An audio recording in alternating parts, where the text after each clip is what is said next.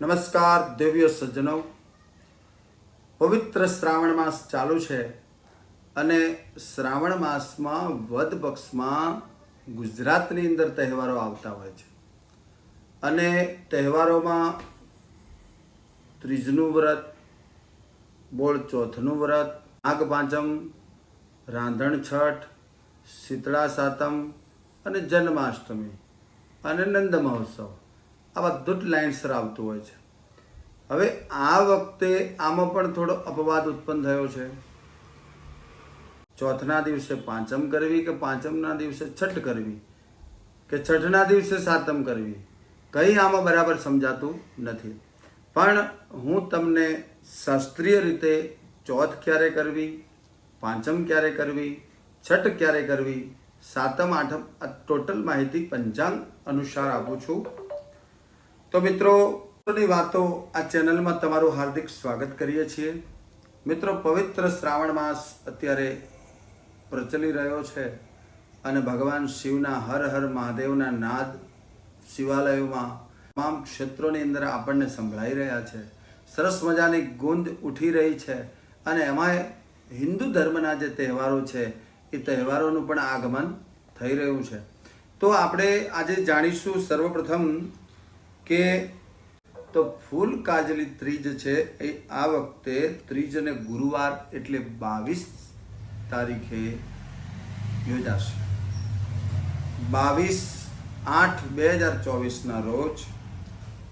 અને બોળ ચોથ છે એ ચોથ અને શુક્રવાર એટલે તારીખ 23/8/2024 રોજ ચોથ યોજાશે.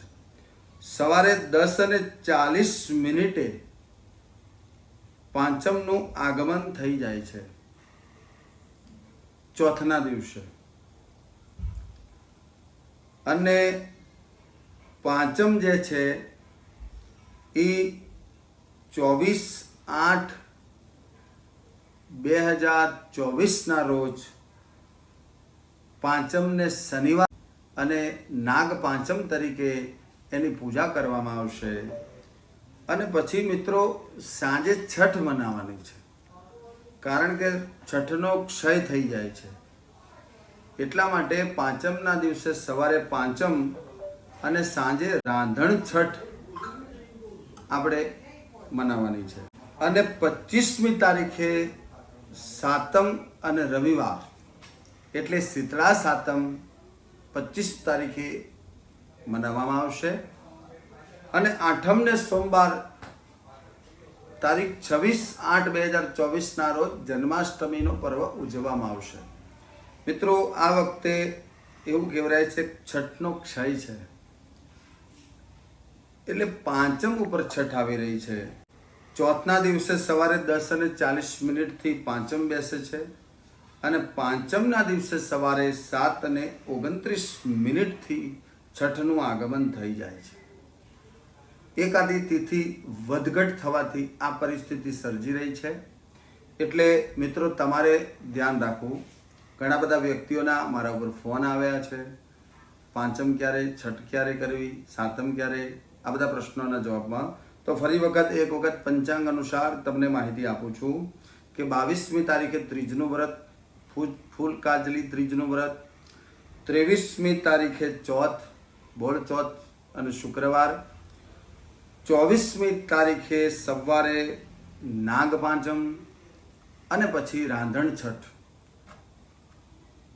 25મી તારીખે સાતમ ને રવિવારે શીતળા સાતમ અને 26મી તારીખે સોમવારે જન્માષ્ટમીનો પર્વ મનાવવામાં આવશે. મિત્રો, આ પ્રમાણે આ વખતે આ પરિસ્થિતિ શ્રાવણ માસની અંદર બની છે એટલે તમારે બધાએ નોંધ લેવી અને એ પ્રમાણે આ કાર્ય કરવું. જો તમને ન સમજણ પડે તો તમે મને કોમેન્ટ કરી અને જાણકારી મેળવી શકો છો.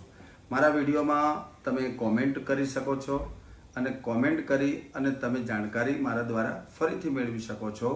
મેં એકદમ બહુ સ્પષ્ટીકરણ સાથે તમને સમજાવ્યું છે, પણ છતાંય તમને કોઈ કન્ફ્યુઝન ઉત્પન્ન થાય છે તો તમે મને કોમેન્ટ કરીને જાણકારી અને ખાસ મિત્રો તમારા મિત્ર સર્કલ પરિવારમાં આ વિડીયોને શેર પણ કરજો, એટલે જેનાથી એ લોકો પણ જાણી શકે કે આપણા તહેવારો કઈ કઈ તારીખે આવી રહ્યા છે. અને પવિત્ર ધાર્મિક તહેવારોની તમને બધાને ખૂબ ખૂબ શુભકામનાઓ.